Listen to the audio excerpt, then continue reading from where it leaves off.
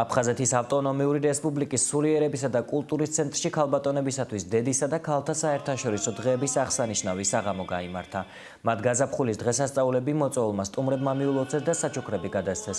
ისაუბრეს ქალის როლზე ზოგადად ქართულ რეალობასა და ისტორიაში. ღონისძიებაში მონაწილეობას იღებდა ფოლკლორული ანსამბლი მესხეთი, რომელიც სპეციალურად ამ დღისათვის მესხეთიდან ჩამოვიდა. მე მინდა ყველას მიულოცოთ დედისა და ქალთა დღე. შევეცადეთ გვემასპინძლა იმ ქალებისთვის, რომლებმაც დიდი წვლილი შეიტანეს ჩვენი კულტურის განვითარებაში. გვესტუმრა ანსამბლი მესხეთიდან, რომლებიც ასევე აფხაზურ სიმღერებს ასრულებენ. ჩვენ დღეს მესხეთიდან ჩამოვედით, რომ დღევანდელ ღონისძიებაში მიგღო მონაწილეობა.